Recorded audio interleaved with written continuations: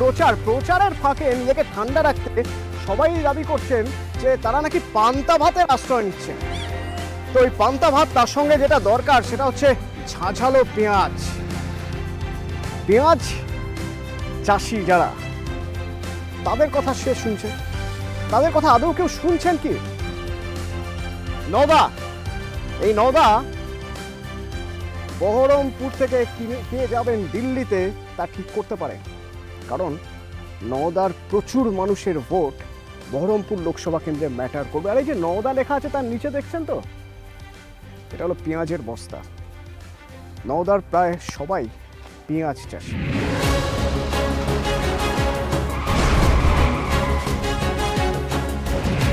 পেঁয়াজ চাষিরা কি ভাবছেন, কোথায় তাদের সমস্যা?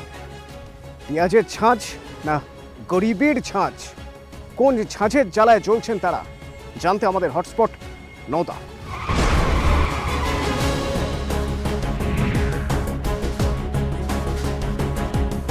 কোথায় বেচেন, কোথায় বেচে? এই মোকামেই সব দালাল দেখে। দালাল দেখে বেচতে হয়? কত দেয় তাও?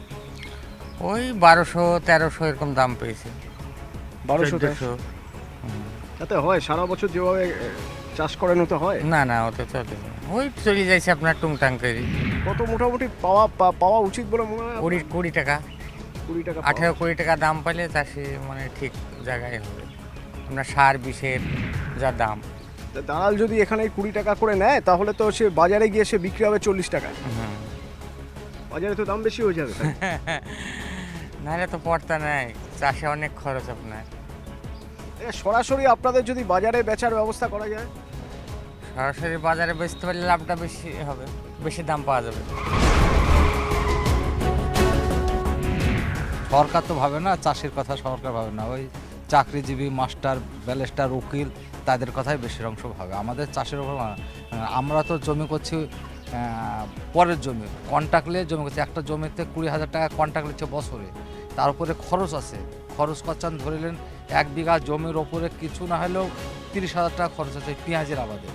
হ্যাঁ, পেঁয়াজের আর এবছর আবার ফলন নাই, কিন্তু দাম নাই। তাহলে আমরা কোথায় গিয়ে দাঁড়াবো? সরকার তো সরকার কোনো টাইমে তো ভাবে না চাষির কথা। রাজ্য কেন্দ্র কেউ ভাবে না? কেউ না ভাবলে আজকে আমাদের এরকম আজ দুর্দিন হতো। এখানে তো সবাই বেশিরভাগই তো পেঁয়াজ চাষ করে। হ্যাঁ, পেঁয়াজ চাষ করি। আপনি? আমিও পেঁয়াজ চাষ করেছিলাম। পেঁয়াজের দাম পান? না না, কোথায়? আমরা যা খরচ করছি সেই খরচ উঠছে না।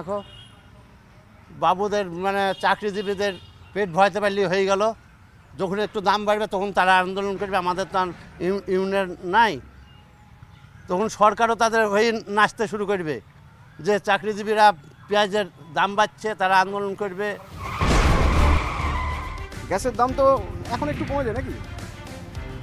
আমি তো তাও জানি না। আপনি গ্যাস কেনেন না? আমি গরিব মানুষ, গ্যাস কিনবো কেন? আপনার কিসে চলে? আমি কি পাটখড়ি পোড়ায় জ্বালানি? কোনো সরকার কিছু দেয় না, সব সরকারই নিজের স্বার্থবোধ করে, বুঝলেন?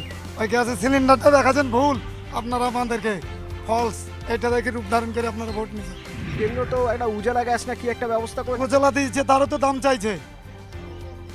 আমার তো অর্থই নেই, তো আমি কিনবো কি দিয়ে? আচ্ছা, সমস্যার কথা। তাদের এই পুরো এলাকায়, এত বড় বিধানসভা এলাকায় নওদা পুরোটা সবাই পেঁয়াজ চাষ করে। তো এই বিধানসভা থেকে তো ভোট নিয়ে লোকজন বিধায়ক হয়ে যান। এই বিধানসভার ভোট তো লোকসভাতেও অনেক একটা গুরুত্ব দেয়, কারণ এতজন মানুষ আপনারা এখানে সবাই পেঁয়াজ চাষই করছেন। তো আপনাদের ভোট নিয়ে চলে যাচ্ছে পার্লামেন্টে। হ্যাঁ, ভোট ও তো যাচ্ছে, হ্যাঁ ও তো যাচ্ছে, আমাদের কথা ভাবছে না। ভাবলে তো হয়ে যেত।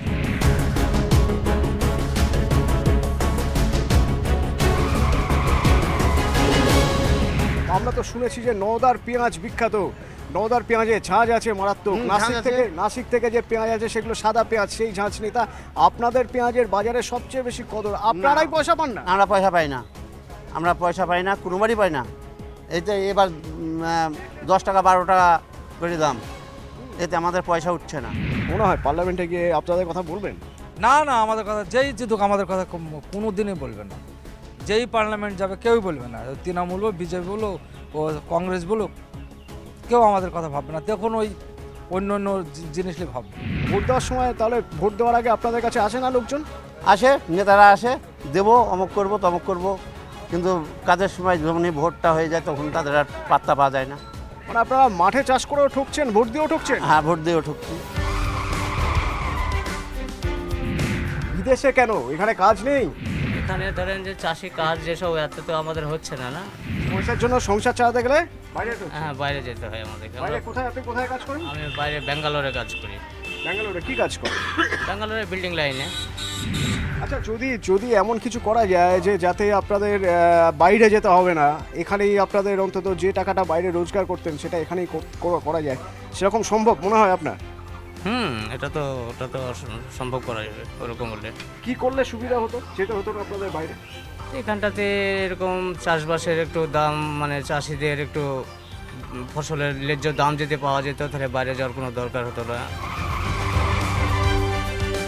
বাইরে আপনি কোথায় যান? বাইরে আন্দামান। আন্দামানে কি করেন? আন্দামান ওই কন্ট্রাকশন লাইনে। Construction line. কি আপনারও তো এখানে বোধহয় জমি জমা আছে নাকি? আছে। তো সেগুলো তাহলে কি হয় সে জমি? এমনি পরে করে অন্য জায়গায় ভাগ। পয়সা আসে না সে থেকে চাষ করে? চাষ করে আসে না বলে তো অন্য কাউকে দেওয়া আছে, তারা খাটাখাটনিকে যা হয় ওদের।